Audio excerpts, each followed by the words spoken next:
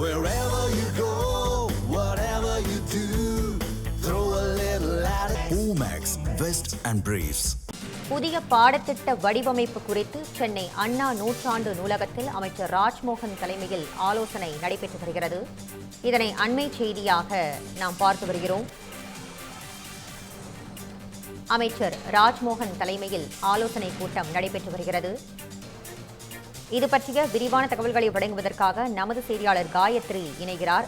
காயத்ரி, தற்போது அமைச்சர் ராஜ்மோகன் தலைமையில் ஆலோசனை கூட்டம் நடைபெற்று வருவதாக தெரிவிக்கப்பட்டுள்ளது. இது பற்றிய முழு விவரங்களையும் பதிவு பண்ணுங்கள். வணக்கம் நிவேதா.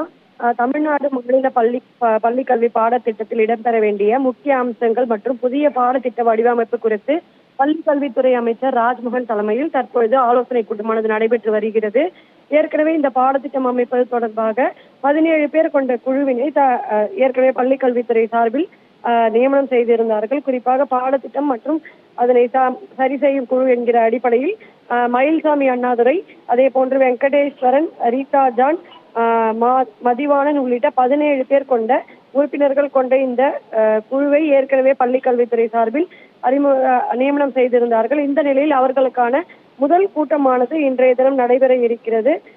குறிப்பாக இந்த கூட்டத்தில் அனைத்து அந்த நியமனம் செய்யப்பட்ட அந்த நியமனர்கள் அனைவரும் கலந்து கொண்டிருக்கிறார்கள் என்பது குறிப்பிடத்தக்கது. தமிழ்நாட்டில் 1 முதல் 3ஆம் வகுப்பு மாணவர்களுக்கு ஏற்கனவே பாடத்திட்டம் அறிமுகப்படுத்தப்பட்டுள்ள நிலையில் 4 முதல் 8ஆம் வகுப்பு வரை பாடத்திட்டம் தயாரிப்பது தொடர்பாக இன்றைய தினம் ஆலோசனை கூட்டம் நடைபெறுவதாக தெரிவிக்கப்பட்டிருக்கிறது.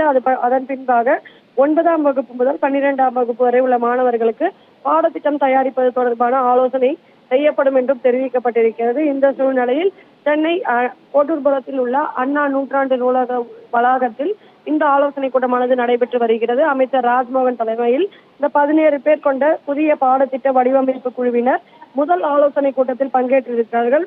புதிய மாநில கல்விக் கொள்கையின் அடிப்படையில் மாணவர்களுக்கான பாடத்திட்டங்களை மாற்றி அமைப்பதும் மற்றும் மேம்படுத்துவது குறித்து இன்றைய தினம் ஆலோசிக்கப்பட உள்ளதாக தகவல்கள் வெளியாகி இருக்கிறது. நிவேதா,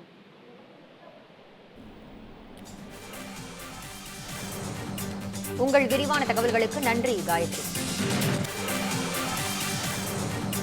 தமிழ் ஜனம் சேனலை சப்ஸ்கிரைப் பண்ணாம பார்த்துட்டு இருந்தீங்கன்னா மறக்காம சப்ஸ்கிரைப் பண்ணிடுங்க.